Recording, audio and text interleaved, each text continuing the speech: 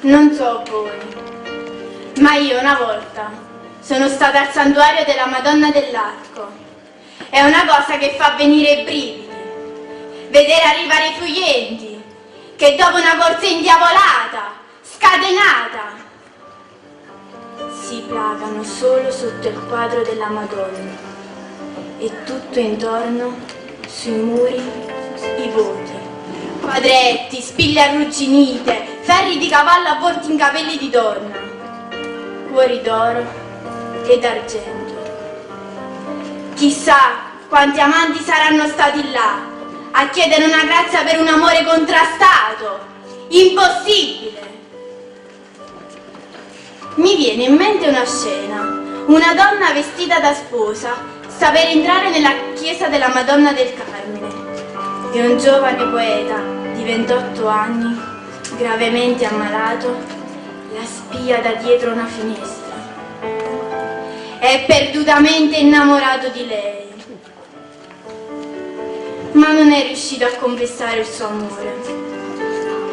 Si chiamava Vincenzo Russo e lei era la famosa Maria Maria. Vincenzo faceva il guantaio, ma aveva già scritto canzoni straordinarie. Torna maggio, io devo riavasà, la stessa Maria Maria.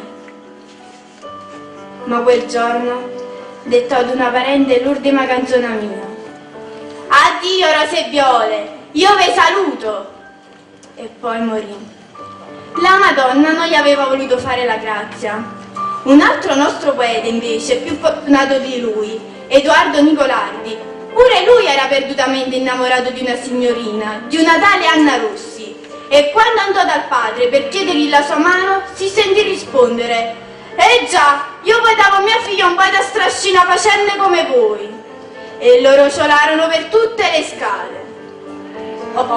Io mo non so se questo fatto è proprio vero, ma di sicuro c'è che a Napoli hanno messo nome Edoardo Nicolardi a una delle più ripide discese che ci stanno. Anna fu costretta a sposarsi con un ricchissimo negoziante di Ischia, un tale Pompeo, ma moriva d'amore per Edoardo e anche lui per lei. Tutte le notti passava sotto il balcone, sotto la stanza da letto degli sposi, ma una sera gli parve di vedere le imposte schiuse e gli sembrò di vedere che la sua Anna gli mandava un sorriso fugace, e allora corse nel caffè più vicino e compose una delle più belle serenate che abbiamo, Voce in otto. Mo lui la grazia la ebbe, in quanto qualche mese dopo il marito di Anna passò a miglior vita. Lo so, a me mi dispiace, ma io sono per l'amore. E infatti loro due si sposarono ed ebbero 8 figli e, come nelle più belle favole, vissero felici e contenti.